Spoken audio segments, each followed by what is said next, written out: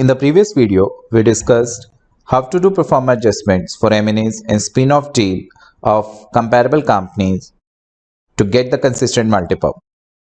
In this video, we will do pro forma adjustment for comparable companies of Dr. Pepper. So what you are seeing on your screen is one of the comparable company of Dr. Pepper, Campbell Soup Company. For Campbell Soup Company, we have already calculated market cap, enterprise value and adjusted LTM numbers in the previous videos. In this video, we will do pro forma adjustments for M&As and spin-off deal done by the Campbell Soup Company in the past, which are required to be adjusted to get the consistent multiple. Friends, before we proceed doing pro forma adjustments for Campbell, we have to understand a couple of things here. First, time period of M&A and spin-off deal of Campbell to be considered for pro forma adjustments. Second, source of information about M&A and spin-off deal done by Campbell in the recent past. So, about the time period. My date of updation is 26 Jan 18 and the latest financials of Campbell available till 29th October 17. It means my LTM period is starting from November 16 and ending to October 17. So here friends, I am going to draw a timeline for Campbell's pro forma adjustment.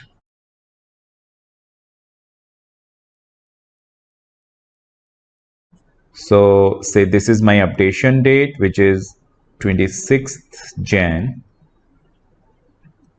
18. Okay, and as my LTM period is starting from November 16, so let's keep November 16 here. This is November 16 and ending on October 17. Okay, so friends, any M&A deal which is announced or completed during this period, which covers your LTM period as well as the time period in between completion of LTM and updation date. So any M&A deal which is announced or completed during this period has to be considered for pro forma adjustment in the financials of Campbell to get the consistent multiple. But if there is a deal which is completed before November 16, say there is one M&A deal which is completed by Campbell here, and let's assume this is July 16. So friends, as we can see, this July 16 deal is already factored in my entire 12-month period, as this deal has already been completed before the starting of my LTM period, November 16. So I'm not required to do any pro forma adjustment for this deal. It means when I'm looking into the M&As and spin-off deal of Campbell, I should consider only those deals which are announced or completed during the period of November 16 to 26 Jan 18 for Campbell. Now, the question is, how do we figure out what M&A and spin-off deal is done by Campbell during this period? So, source of information. Friends, the best source to get the information about M&As and spin-off deal done by the company is its press release section on its website. So we can go and check out press release section of the company's website to see if the company has done any M&A or spin-off deal during the period which is impacting my multiple. So friends, let's check out M&A and spin-off deal announced by Campbell during November 16 to 26 Jan 18 from its website.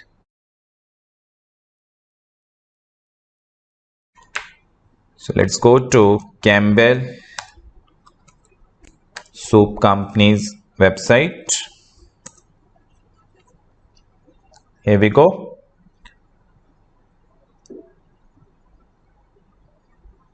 On the company website, as you can see, there is a section called Investor Center,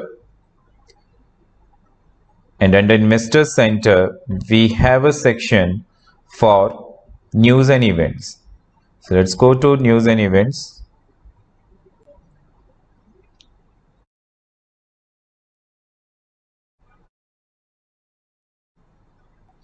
Friends, under this section, company will issue press release related to all major events in the company. And M&As and spin-off is one of the major event in the company. So in case there is any M&A or spin-off deal in Campbell, I'll find disclosure about those deals under press release section. So let's scan through press release of Campbell. But as we discussed, my period of deal for Campbell is November 16 to 26 Jan 18. So I will scan press release starting from November 16 and ending till 26 Jan 18.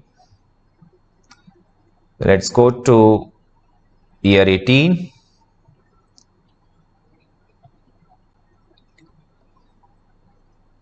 This is year 18 press release of Campbell, and we can scroll down. So I'm concerned with the press release which are issued before 26 Jan 18. As here we can see there is a press release dated 24 Jan 18 where the Campbell make the announcement to improve operational efficiency of its North American supply chain network. Then there is a press release on 9 Jan 18, and again both these press releases are not related to M&As or spin-off event in the company. So now we can go back to year 17 press release.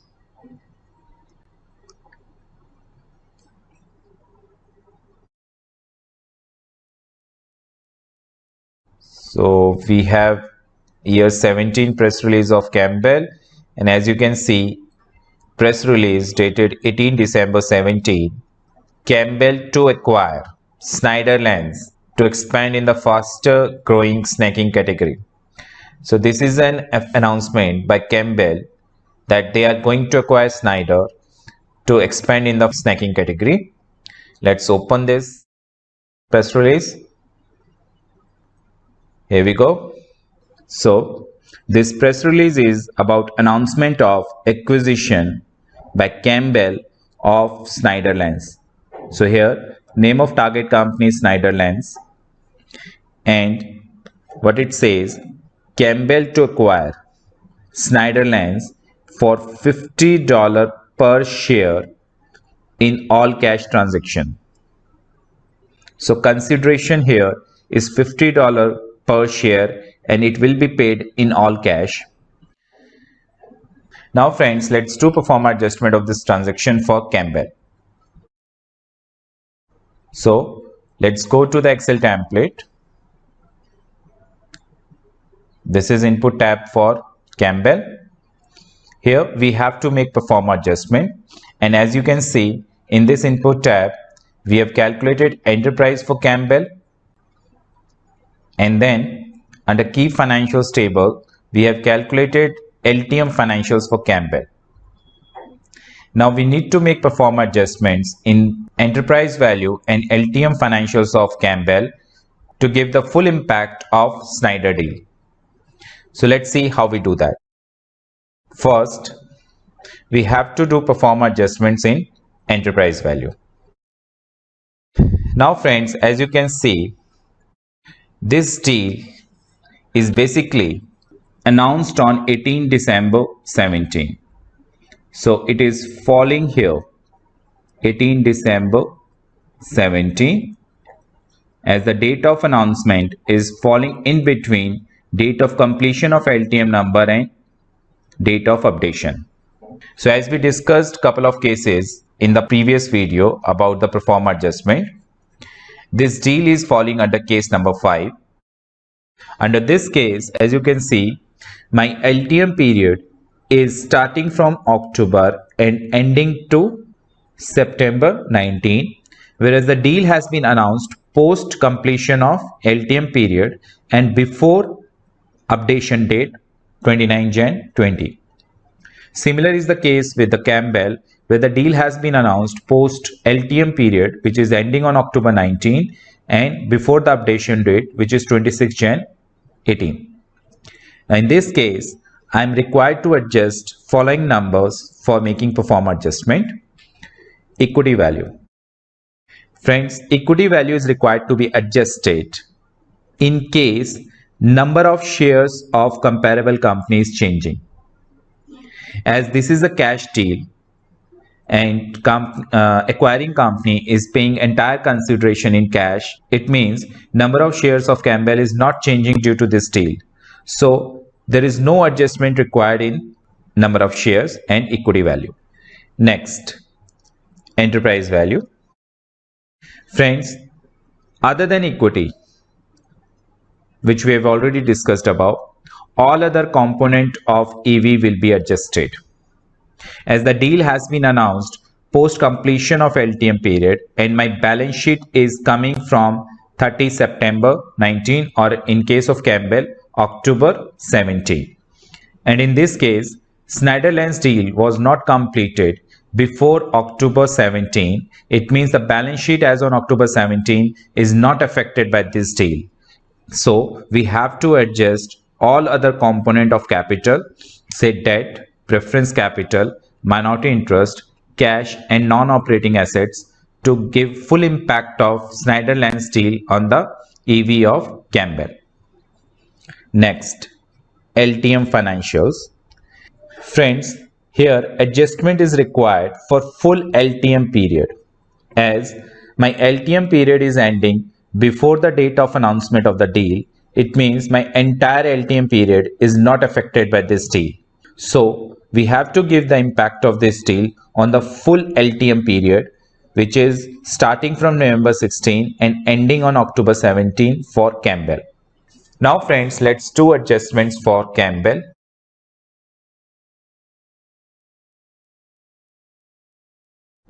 So my first adjustment here would be in market cap. Now in this case, as there is no new shares has been issued, the number of new shares issued due to this deal is 0. There is no change in the number of shares. So my pro forma market cap would be same as before. It is market cap as it was before plus new shares to be issued into per share market price of Campbell. So my pro forma market cap is coming same as it was before, 14283. Next, my next component in EV is minority interest. Before deal, my minority interest was $8 million.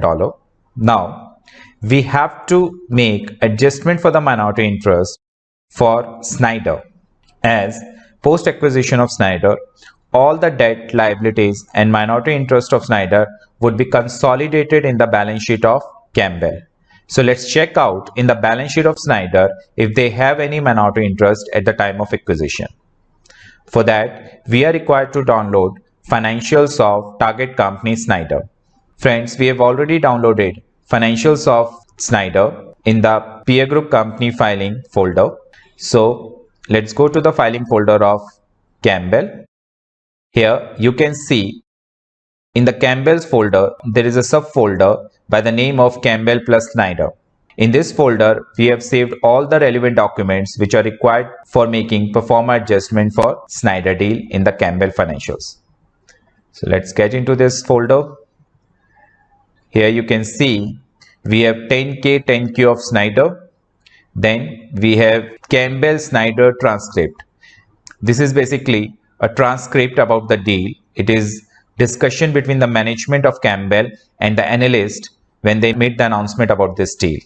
So we can refer this transcript later when it is required. Then you can see we also have Campbell Soup Company's Investor Center press release. This is basically official announcement by Campbell about this deal. We have downloaded this press release from the company's website. We have already referred this on the website of Campbell.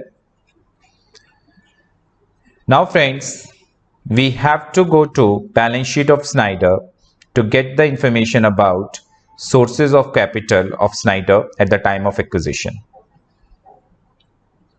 So let's go to the latest balance sheet of Schneider available on the date of announcement of the deal, which is 10Q September 17, as the deal was announced on 18 December 17. So 10Q September was the latest quarterly filing available for Schneider on the date of announcement. We can scroll down to the balance sheet of Schneider. We can check it out on the table of content. It says the balance sheet is on page number 6. Let's go to the page number 6. Here we go. Consolidated balance sheet of Schneider. Now let's check out minority interest in the Schneider balance sheet. Here we go. Non-controlling interest 19809 as on 30th September 17. Guys, as these numbers are in thousands, so minority interest on the date of announcement of deal is 19.809 millions. We can take this number here, 19809 divided by 10 raised to the power 3. So pro forma minority interest of Campbell would be 8 plus 20, 28. Next, preference capital. Before deal, Campbell's preference capital was nil. Now let's check out if there is any preference capital in the balance sheet of Schneider.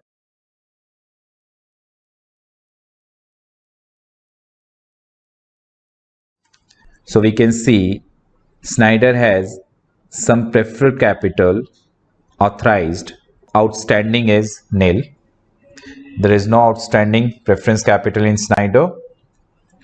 So it's nil, and my pro forma preference capital is also nil. Next, debt. Now friends, when you're making adjustment in the debt, you have to add debt of the target company, what company is acquiring, plus any fresh debt what company is raising to fund this acquisition. So as in this case, Campbell is acquiring Schneiderlines with a 100% cash consideration. So it is possible that Campbell might be raising debt to fund this acquisition, and this fresh debt what acquiring company is raising to fund the acquisition has to be added in the pro forma adjustment. So first let's check out what additional debt Campbell is raising to fund this acquisition. Let's go back to the press release. In this press release, we can find information about source of financing, how Campbell will fund this acquisition. As this acquisition is in all cash, so let's check out how this cash to be arranged. These are the highlights. Then here we go, approvals and financing, and it says that the Campbell plans to finance acquisition through $6.2 billion debt. It means Campbell will raise fresh debt of $6.2 billion to fund this acquisition. So friends, here change in debt of Campbell would be existing debt of target company Schneider plus fresh debt raised by Campbell to fund this acquisition minus repayment of debt at the time of acquisition. Friends, sometime acquiring company repays existing debt of target company at the time of acquisition from the fresh debt what it has raised at the time of acquisition. So here adjustment in the debt of Campbell would be existing debt of Schneider at the time of acquisition, add fresh debt what Campbell is raising to fund this acquisition less repayment of existing debt. Means if the acquiring company is repaying part or complete debt of the target company at the time of acquisition from the fresh debt it has raised to fund this acquisition. So friends, let's calculate change in debt of Campbell due to acquisition of Snyder. Guys, before we calculate this change in debt, we first have to calculate how much cash is required to fund equity consideration. So let's calculate equity consideration to be paid to acquire Snyder. Calculation of equity consideration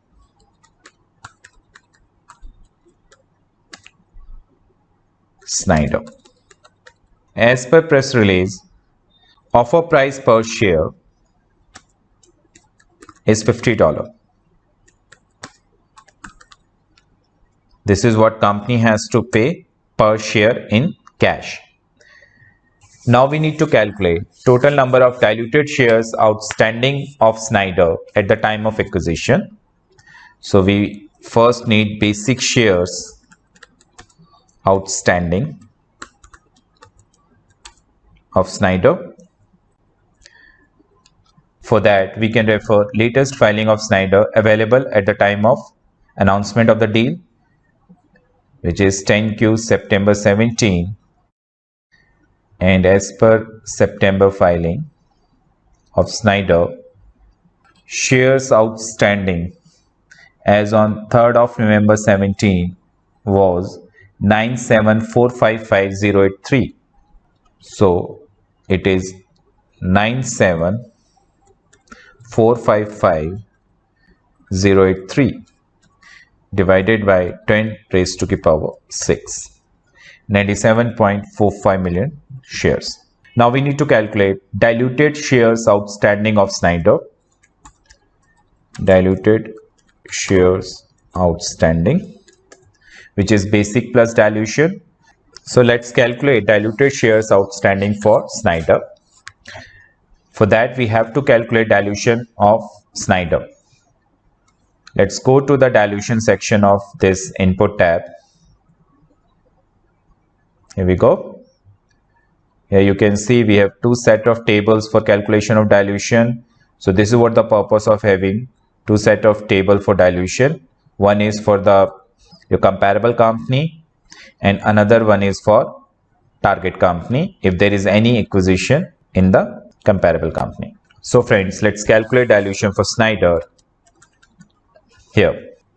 So friends, let's search information about dilution for Snyder in its filing. Let's search this first in the latest filing of Snyder, which is quarterly filing here. And we can use keyword forfeited. And we just have one search. It means we have to refer detailed filing, annual filing of Snyder to get information about dilution, which is 10K December 16. Same keyword forfeited, and we got 8 searches here. Here we go. So this is option table for Snyder. Move up. Stock based compensation, note number 6. Now let's quickly punch in information about dilution for Snyder. So here, as you can see, my outstanding options as on 31st December 16 is 3716909 at the exercise price of 22.44. So options, it is 3716909 divided by 10 raised to the power 6. 3.7 million options. Exercise price 22.44. Next, we have some RSUs here, and balance of RSUs as on 31st December 16 is 179,844.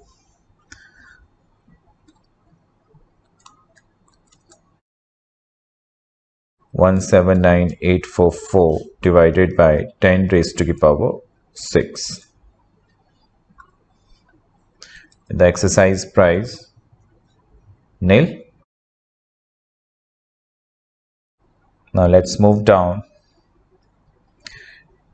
We have employees performance based restricted units. So as they are based on the performance, so we'll not consider them in dilution. Scroll down. Non-employee director awards. So let's see what they are. So friends, under this plan, we don't have any units outstanding which are already issued by the company to non-directors. So what we have here is, as on 31st December 16, there were approximately 275,000 shares available for future issuance under this plan. It means they are not issued yet.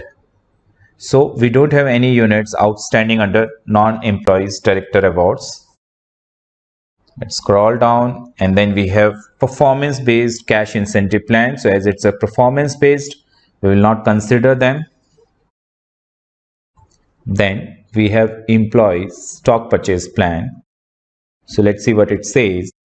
We have an employee stock purchase plan under which shares of the common stock are purchased on the open market with the employees and employers' contribution. The plan provides for the company to contribute an amount equal to the 10% of the employee's contribution, and we contributed approximately 0.2 million to the employee stock purchase plan in both 16 and 15, and approximately 0.1 in the 40. So friends, what it says that the company makes some contribution, about around 10% of the employees' contribution, to purchase shares from the open market for the employees. But these are the contributions which are already made by the company in the past, and as of now there are no outstanding liability on the company on account of employee stock purchase plan. So we don't have any outstanding dilution against this ESPP, and we are done. So here we have two dilution. One is from options and another from RSUs. Let's calculate dilution from these units. First, we have to check whether they are in the money, out of money and all. So the formulas are same. So here I'll compare this exercise price of option with offer price. So if exercise price is less than offer price, give me yes, otherwise no.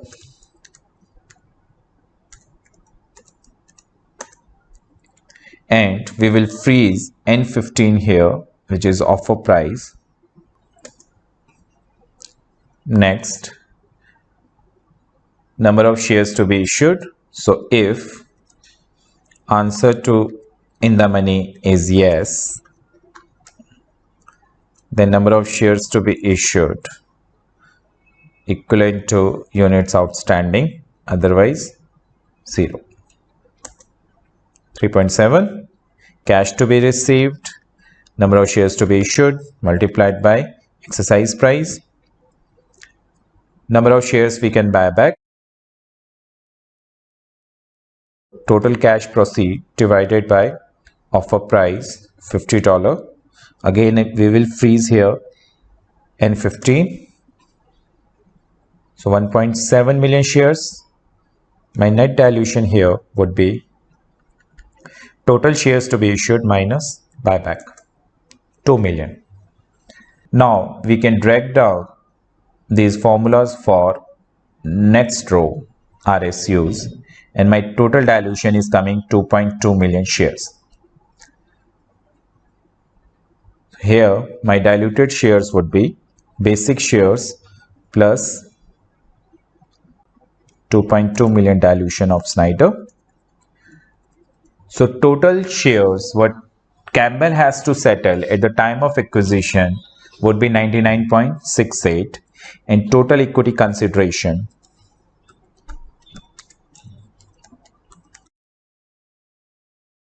would be per share equity consideration 50 into total number of diluted shares, so 4984. Here friends, Campbell is required $4984 million cash. So let's calculate how much surplus cash Campbell would be left with from the fresh debt after paying off to the equity consideration of Snyder.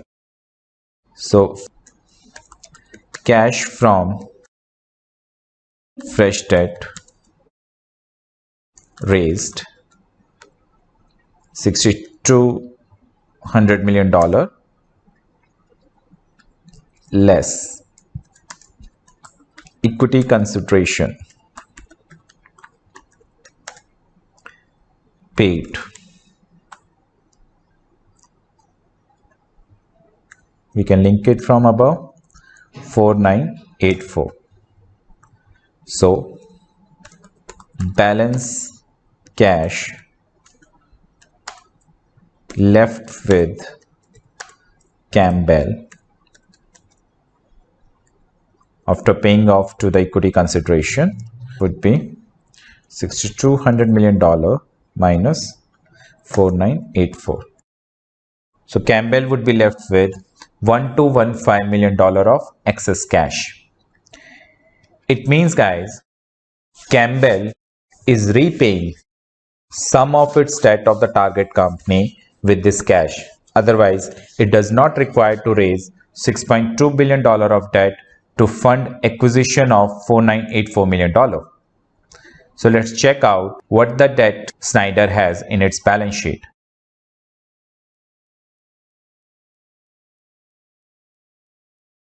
This is 10Q of Snyder at the time of acquisition. And let's go to page number 6, balance sheet of Snyder, which is on page number 6. This is page number 6. Here we can see current portion of long-term debt of Snyder is $49,000. Then it has some long-term debt, 1070153. So total debt of Snyder is short-term $49,000 plus long-term is 1070153,000. We can convert this into millions. Divided by 10 raised to the power 3. Existing debt of Snyder is 1119. As you can see, friends, company is left with excess cash of $1.2 billion after paying off to the equity consideration from the proceeds of its fresh debt, whereas existing debt of Snyder is $1119 million. Which is pretty close to balance cash left. So it means Campbell is refinancing existing debt of Snyder. So here refinancing would be equivalent to existing debt of Snyder, as we are left with sufficient cash with Campbell after paying equity consideration from the fresh debt proceeds of $6.2 billion. So friends, change in debt would be existing debt of Snyder plus fresh debt raised by Campbell to fund this acquisition minus repayment of existing debt of Snyder. So net change here would be existing debt plus fresh debt minus debt repaid, $6,200 million. This would be net change in the debt of Campbell due to acquisition of Snyder. So we can link it to the pro forma adjustment of debt for Campbell, and Campbell's pro forma debt would be existing debt of Campbell plus change in debt due to acquisition. So it would be $9,661 million. Next, unfunded pension obligations. So let's check out if Campbell has any unfunded pension obligations. We can check out this in the annual filing only, as this disclosure will not be there in the quarterly filing. And keyword would be plan assets.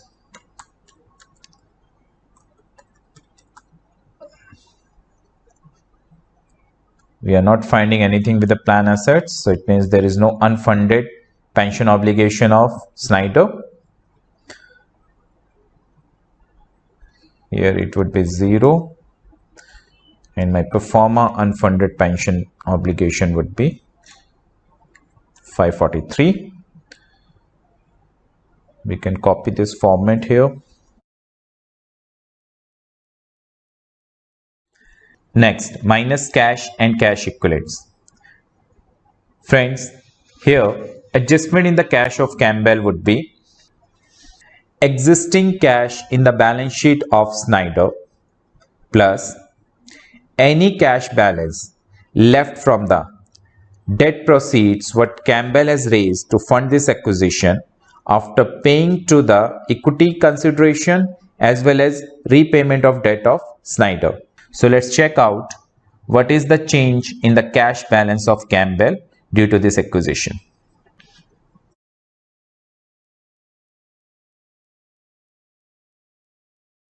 You can calculate it here. Calculation of change in cash balance of Campbell. So it would be existing cash of Schneider at cash proceeds from fresh debt less equity consideration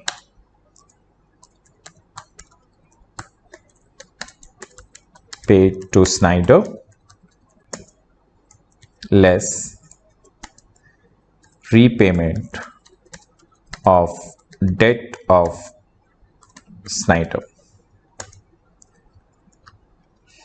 So here existing cash of Schneider, let's check out balance sheet of Schneider.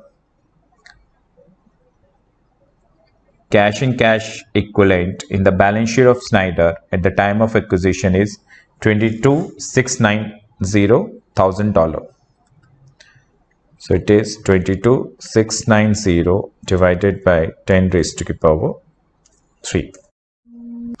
Add cash proceeds from the fresh debt. So cash proceeds from the fresh debt is $6,200 million less equity consideration paid to Schneider, as we have paid $4,984 million to equity, less repayment of debt of Schneider. We have repaid $1,119 million debt of Schneider. So balance cash left with Campbell is cash balance of Schneider plus cash proceeds from existing debt minus equity consideration paid minus repayment of debt. So net change in cash balance, change in cash balance would be $119.35 million. We can link this $119.35 million change in cash to adjustment, pro forma adjustment of Campbell.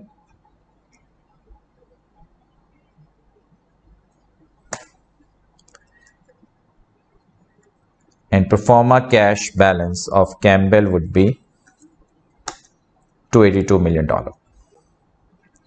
Now we can calculate total enterprise value, pro forma enterprise value of Campbell, which is 24233. This would be post acquisition of Schneider. Let's calculate now operating EV. For that, we have to adjust non-operating assets. So let's see if Schneider has any non-operating assets in its balance sheet. So we can see Schneider has one non-operating assets held for sale, which is of $20.79 million. We can subtract this value. So first let's calculate pro forma non-operating assets, which is $20.79 million, and pro forma non-operating assets would be $77 million, and pro forma operating EV would be total EV minus non-operating assets. So it's 24156. Friends, this would be my final EV for Campbell when I'll be calculating multiple for Campbell. This is 24156, which includes impact of acquisition of Schneider. Now friends, we will move to pro forma adjustment on LTM financials. So let's move down to key financials. Here, as you can see, we have already calculated adjusted LTM financials of Campbell. Now we have to make adjustments here to calculate pro forma LTM financials of Campbell. Friends, in this Excel, I have already calculated adjusted LTM financials of Schneider from its 10K and 10Q. So let's link these LTM numbers to Campbell's LTM financials to get pro forma LTM numbers. So here I'll first link sales number. So adjustment in the sales would be LTM sales of Schneider, and pro forma sales of Campbell post acquisition of Schneider would be its existing sales plus sales of Schneider, LTM sales of Schneider. So post acquisition LTM sales of the company would be $10 billion, more than $10 billion. Next, let's make pro forma adjustments in EBIT. So first reported EBIT, let's link reported EBIT, then adjusted EBIT,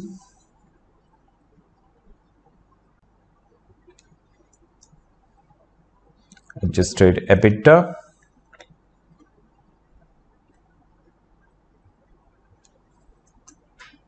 net income,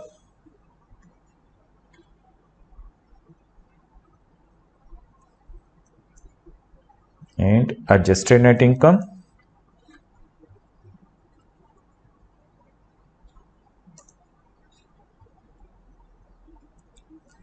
Now we can copy this pro forma calculation for all other metrics.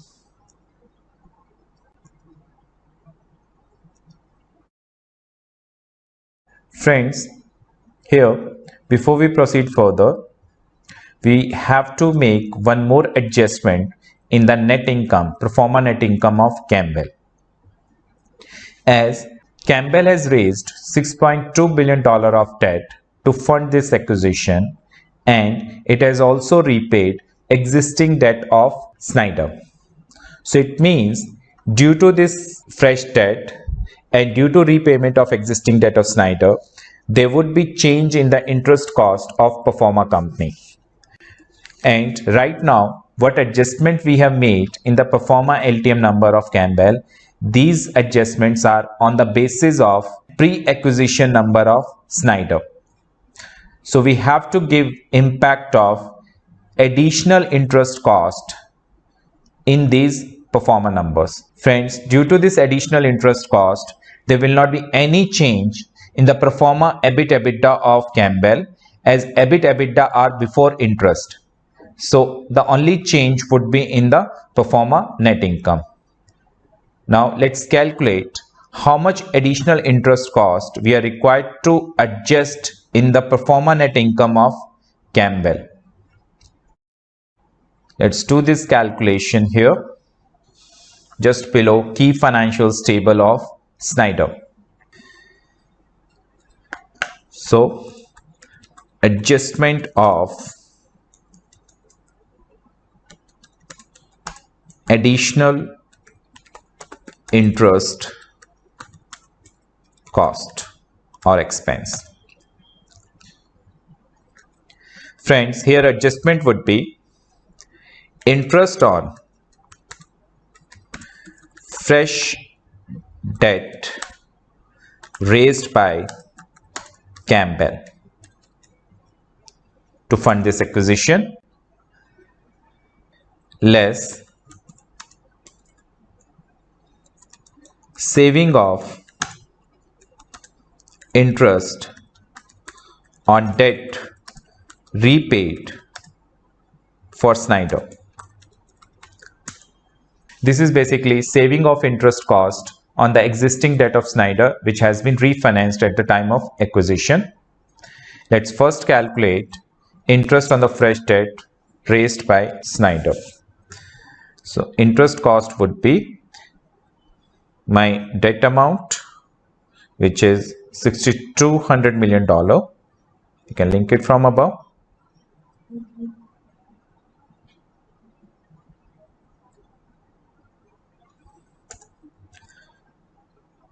This is my debt amount.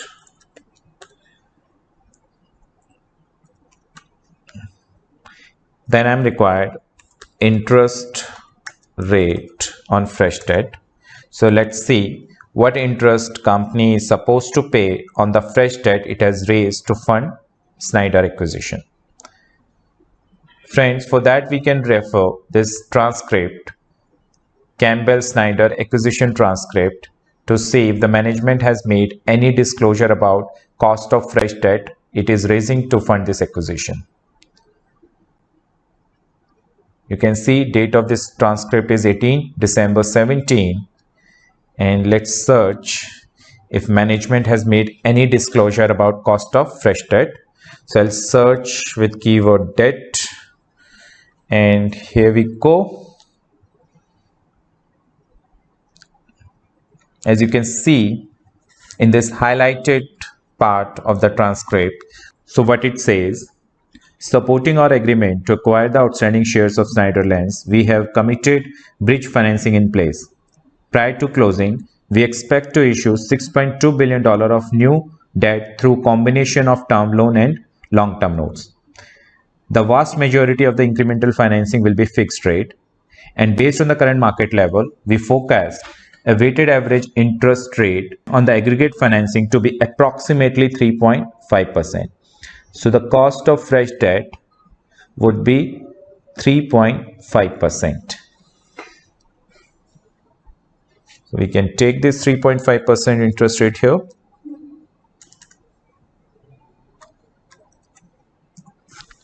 And my gross cost of debt, cost of fresh debt, would be $217 million. Now friends, we need to subtract saving of interest cost on existing debt of Schneider. So we can take this number from the existing income statement of Schneider for LTM period.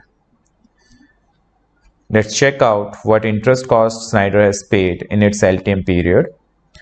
First, we can refer 10K annual interest cost. And let's go to the income statement.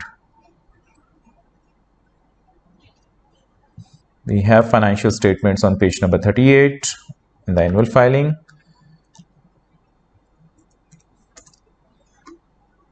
This is page 34. Page 38. This is the income statement. And we can see here we have interest expense. For full year, company has paid interest expense of 4749 for the period of December 16. So it is annual interest cost is 4749. Okay, this is in thousands, so we can convert this into millions later on. But guys, this is for December 16, and as we need interest cost what Campbell has paid for latest 12 months ending on my LTM period ending on September 17. So we have to add interest cost for current stub here and subtract interest cost for prior stub. So let's check out interest cost for current stub and prior stub of Snyder.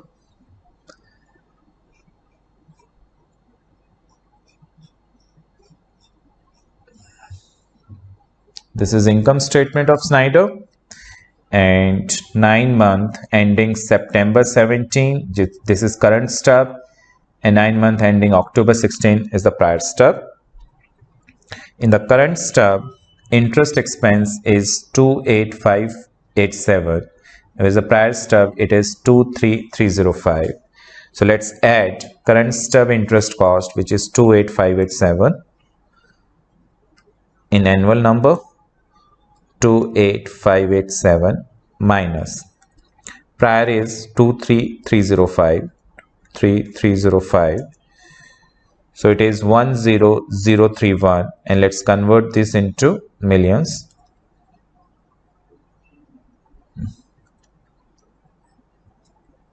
We check out the annual cost. It seems to be different.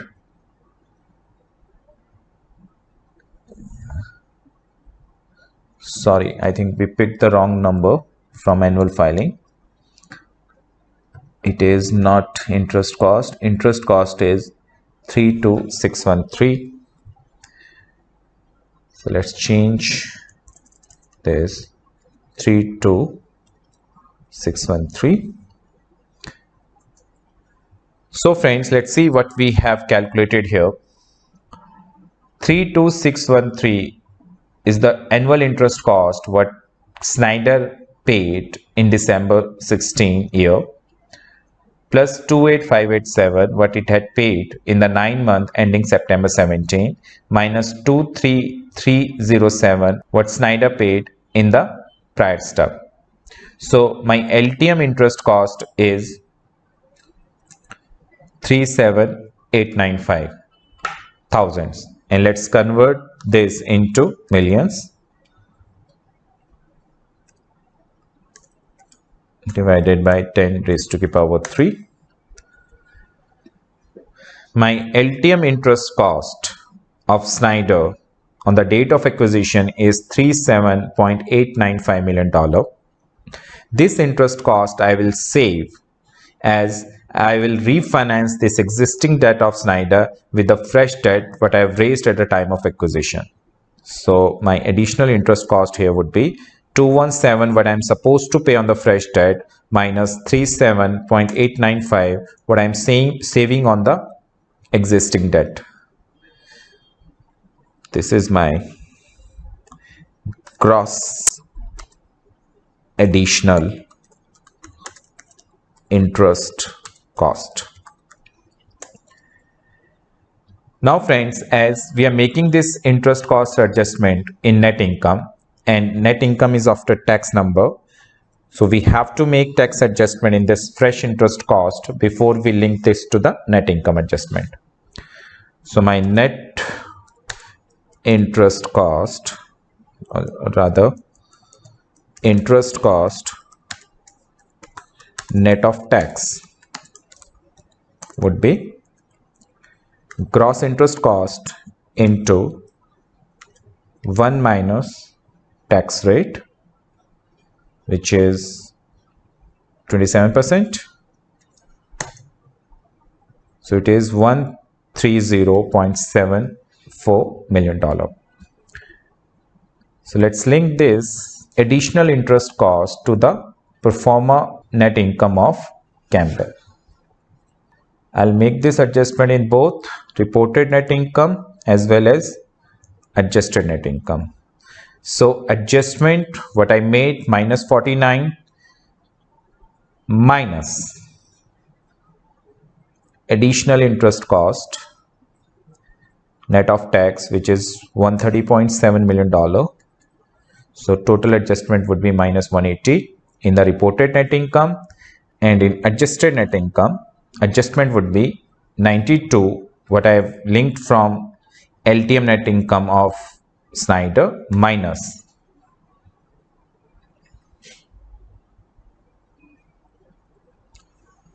additional interest cost $130 million, 130.7. So friends, my adjustments in the adjusted net income would be minus 38, and my net income after acquisition, my adjusted net income after acquisition would be $861 million for Campbell. Now friends, let's calculate pro forma EPS of Campbell. And to calculate pro forma EPS of Campbell, we have to calculate change in EPS of Campbell due to this acquisition. As we can see, change in net income, adjusted net income would be minus $38 million. So per share change would be, we have to divide this total change in the net income with the total number of shares of Campbell.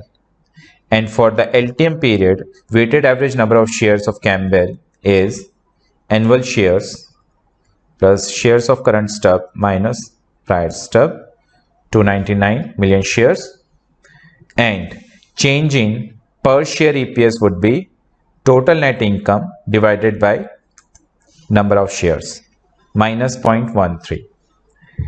Pro forma EPS of Campbell would be EPS before acquisition plus change in EPS, it's $2.83 per share. So friends, as you can see, we have done pro forma adjustments in Campbell's financials for acquisition of Schneider.